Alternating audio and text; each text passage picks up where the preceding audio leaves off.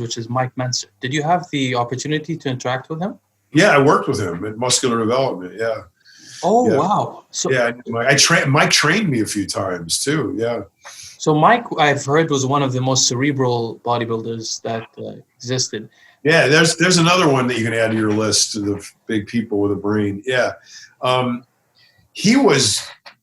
Yeah, he was definitely an eccentric intellectual. I'm curious about the end of his life, because there was a little bit of a downward spiral that I've heard of from Jerry Branham as well, between Mike and Ray.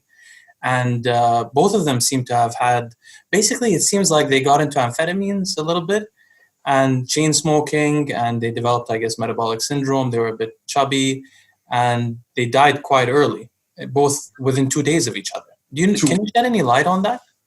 2 weeks, yeah, of each other. 2 weeks. No, I can't. My involvement with Mike, because of his eccentricity, was kind of limited, because he was just really out there. Also, very philosophical, very angry about some things. He never got over the 1980 Mr. Olympia. Never got over that. And I think it contributed to his death, really, honestly. I do. He just never got over that. To him, that was just the biggest travesty that could ever befall him, and he never recovered. So, but he was very philosophical. He would wake up in the morning and read philosophy for 2 hours. He quoted Ayn Rand all the time. He was very much into knowing why you're doing something, and analyzing, what purpose was. And he was really, really intense when it came, especially when it came to bodybuilding, when he was talking about intensity as the motivator of muscle growth stimulation.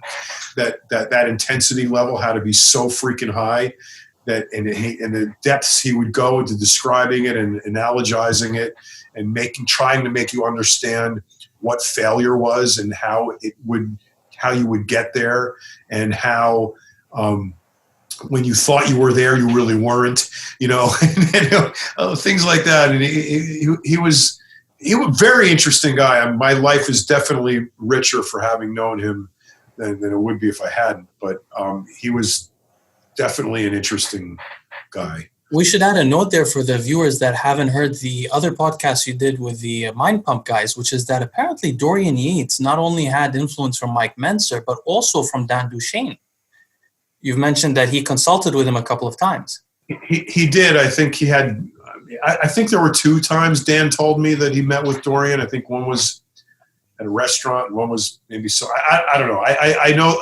Dan told me that they met 2 times. Awesome. But that just goes to show you the depth of Dorian's thought process into bodybuilding, that he would seek out anybody that he thought could offer him some insight, and